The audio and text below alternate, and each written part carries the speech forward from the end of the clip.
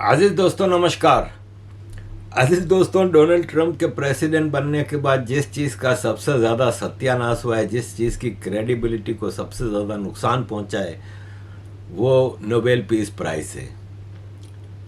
9 countries पे हमला करने वाला Donald Trump Nobel peace prize मांग रहा था अपने लिए, और जिस तरह गिड़गिड़ा के बेइज्जत होके जलील होके ये मांगता रहा है नोबेल पीस प्राइज़, ये भी एक इतिहास है। किसी हिस्ट्री में कभी हमने ऐसा नहीं देखा। और अब पाकिस्तान को Nobel peace prize, Asim Munir और शहबाज शरीफ को नोबेल पीस प्राइज़, जितने बंदे ये लोग मार रहे हैं रोज़ की बुनियाद पे, मुसलमानों को मार रहे हैं, हॉस्पिटलों पे हमला करके 400 बंदा मार रहा है अफगानिस्तान में, उनको नोबेल पीस प्राइज़ की मतलब पाकिस्तान के पार्लियामेंट में रेजोल्यूशन पेश किया जाता है कि नोबेल पीस प्राइज़ पाकिस्तान को मिलना चाहिए। पूरी दुनिया में ये लोग मूवमेंट चला रहे हैं कि नोबेल पीस प्राइज़ पाकिस्तान को मिलना चाहिए। और यह है कि शर्म आती है कि नोबेल पीस प्राइज़ का क्या हाल कर दिया इन्होंने। अजीज़ दोस्तों, जंग दुनिया में कहीं भी हो, उसके असरात सबसे ज्यादा पाकिस्तान पे पड़ते हैं। मेरा दिल तो बहुत करता है जंग करने को ट्रंप के साथ, लेकिन फिर ख्याल आता है कि जंग मेरी और ट्रंप की होगी और महंगाई पाकिस्तानियों ने कर देनी।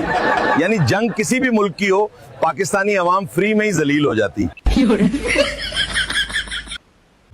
साला कहीं भी कुछ भी होगा, पाकिस्तान उसमें मामा बनेगा जरूर। अब मुझे ये बताएं कि ये जो पीस नेगोशिएशंस करवा रहा है पाकिस्तान, सीज फायर का ड्रामा कर रहा है, उसका पाकिस्तान को क्या लेना देना? क्या सीज फायर होने से इमारात अपने पैसे मांगना बंद कर देगा? क्या IMF का असर खत्म हो जाएगा? क्या कतर पाकिस्तानियों को वापस वीजा देना शुरू कर देगा? क्या सऊदी अरब पाकिस्तान को $10 बिलियन देगा? क्या पाकिस्तानियों को ऑयल और डीजल सस्ता मिलेगा? जंग शुरू होते ही अभी इंटरनेशनल मार्केट पे पेट्रोल का कोई फर्क नहीं पड़ा था। पाकिस्तान ने 55 रुपया बढ़ा दिया था पेट्रोल का भाव, और जंग के 3-4 दिन बाद अभी इंटरनेशनल मार्केट में कोई ऐसी कयामत नहीं आई थी, पाकिस्तान ने 250 रुपया बढ़ा दिया। अब सीज फायर होते ही जो इंटरनेशनल मार्केट में क्रूड ऑयल 150-200 तक पहुंच गया था, वो 100 से नीचे आ गया। लेकिन पाकिस्तान में एक चीज बढ़ती है ना, फिर वो नीचे नहीं जाती। कोई चीज तब्दीली आएगी इस सीज फायर से, पाकिस्तानियों को क्या फायदा होगा कोई इतना बता दे। लेकिन पूरी दुनिया में पाकिस्तान इस वक्त, मतलब मैं यहाँ पे यूरोप में देख रहा हूँ पाकिस्तानियों का जो आगे बढ़ के, अब एक नया ड्रामा जो इन्होंने पाकिस्तान में, जो आपको पता है अभी पिछले हफ्ते DG ISPR ने ISPR की तरफ से एक कोर्स ख़त्म किया, और कोई 100 से ज़्यादा लोगों को डिजिटल मार्केटिंग पाकिस्तान की कैसे करनी है उनको सर्टिफिकेट दिया, और उनका ग्रुप फ़ोटो वायरल था। पता चल गया कि 100 से ज़्यादा इन्होंने डिजिटल जिहादी और ऐड कर दिए हैं मार्केट में। अब ये पाकिस्तान का सोशल मीडिया पे प्रोपेगेंडा बढ़ाते रहेंगे। ये जो सीज फायर हुआ ना, इसके अगले दिन से एक तो जब प्राइम मिनिस्टर ही अमेरिका से आई हुई एक ट्वीट का ड्राफ्ट होता है, उसको बगैर draft for the Pakistani prime minister delete करे, बगैर छाप दिया। ऐसे ही ये तो 2 टके के सोशल मीडिया जिहादी हैं, डिजिटल जिहादी हैं, कीबोर्ड जिहादी हैं। इन लोगों ने एक ही चीज़ को कट पेस्ट करके सारों ने लगा दिया। क्या लगा रहे हैं कि just landed eight an airport in Canada, handed over my Pakistani passport for immigration, and the officer smiled warmly, looked at me and said, "You are a global peacemaker. We are proud of you." किसी ने लिख दिया Canada की जगह Switzerland, किसी ने लिख दिया साउथ अफ्रीका, किसी ने लिख दिया मेक्सिको।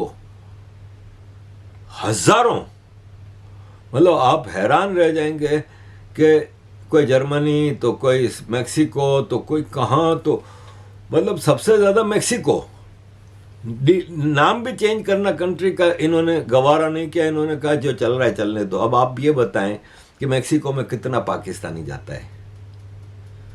और दूसरा, मैं आपको ये वीडियो तो नहीं दिखा सकता क्योंकि इस पे म्यूजिक लगी हुई थी, हामिद मीर की वीडियो है। कहता है कि कामयाब सीज फायर के बाद पाकिस्तान अब स्वीडन जैसा तरक्की याफ्ता मुल्क बन जाएगा।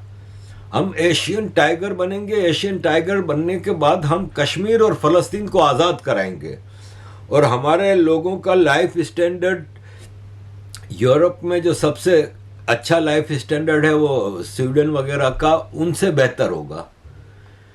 यार ये क्या क्या चूरन बेचते हैं और लगातार बेचते जाते हैं। याद है ना, इमरान खान ने कहा था समंदर से कराची के पेट्रोल निकल रहा है और सऊदी अरब वाले हमसे खरीदेंगे पेट्रोल। और जो रेतोडिक की जो गोल्ड माइन, पाकिस्तानियों की तकदीर बदल जाएगी। यार हद है, यार हद है। मतलब कोई लिमिट होती है। अजीज दोस्तों, हमारे ये जो डिफेंस मिनिस्टर हैं, इन्होंने ट्वीट की थी कि दुनिया में मुसलमानों के सिर्फ दो दुश्मन हैं, इजराइल और इंडिया।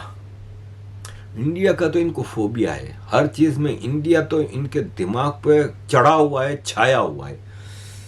तो ट्वीट करने के बाद ट्वीट डिलीट करनी पड़ी जब आर्मी चीफ ने इनको क्लास ली इनकी पूरी।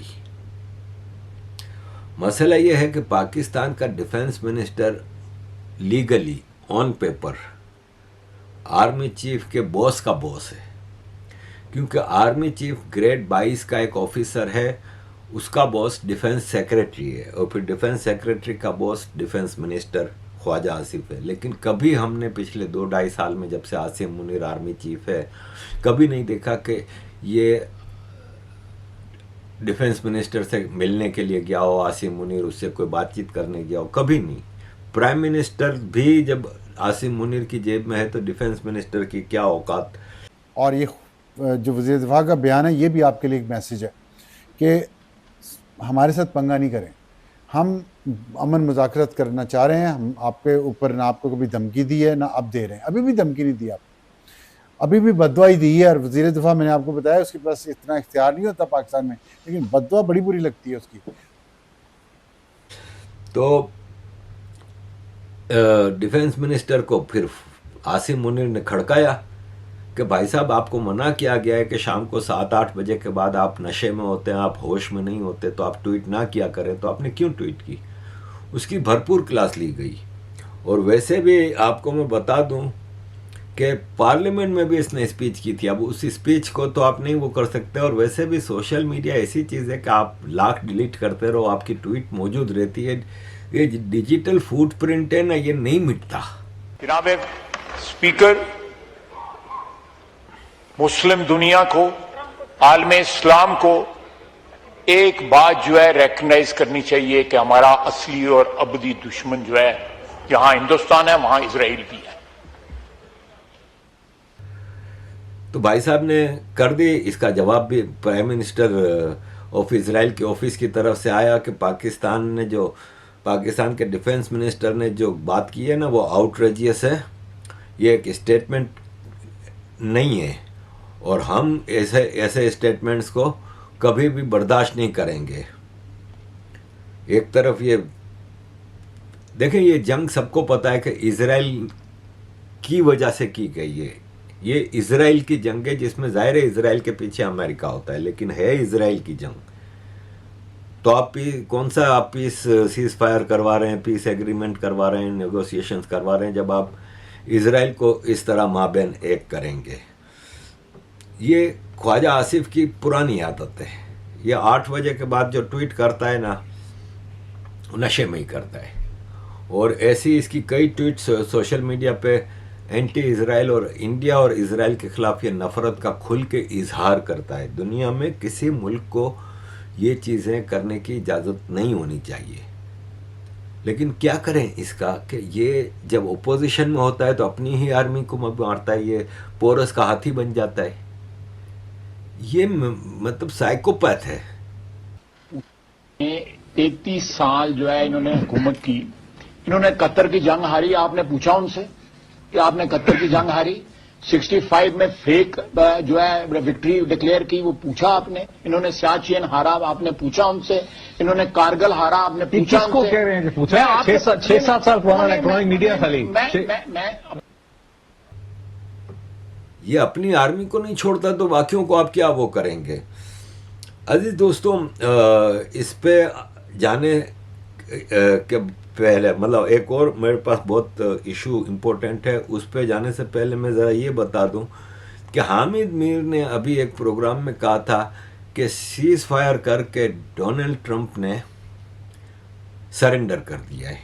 आज 2026 है और हमने अपने सामने एक और सुपर पावर, दुनिया की वाहिद सुपर पावर अमेरिका को देखा है कि ये भी ज़वाल का शिकार हो रही है। और जो अमेरिका के सदर हैं डोनाल्ड ट्रंप, वो अब अमेरिका के गोरबाचोव साबित हो रहे हैं। मैं ये तो नहीं कहता और ना ही मैं चाहता हूँ कि जिस तरह सोवियत यूनियन के बहुत से हिस्से बखरे हो गए तो अमेरिका के भी हिस्से बखरे हो जाएं, लेकिन जो डोनाल्ड ट्रंप हैं उन्होंने अमेरिका का जो इमेज था बतौर सुपर पावर उसको ख़त्म कर दिया है। ये जो जंग बंदी हुई है ना ईरान और अमेरिका के दरमियान, जिस पे ट्रंप ने भी आमादगी ज़ाहिर की और ईरान ने भी आमादगी ज़ाहिर की, इस सीज़ फायर ने किसी को अच्छा लगे या बुरा लगे, लेकिन ये हकीकत है। ये जो सीज़ फायर हुआ है इसने ईरान को अमेरिका के बराबर ला के खड़ा कर दिया है। तो आज ईरान जो है उसके साथ सीज़ फायर करके अमेरिका अब सुपर पावर नहीं रहा। ये किसी को अच्छा लगे या बुरा लगे, ये एक हकीकत है। मुझे ये समझ नहीं आता कि जिस हिसाब की बातें ये कर रहे हैं, जैसे कि अभी आपने देखा कि एक मौलवी है, मौलवी तो नहीं है, टेररिस्ट है, लश्कर तैयबा का अबू मूसा कश्मीरी, जो कि वांटेड टेररिस्ट है, उसने जेडी वैंस के आने से कुछ घंटों पहले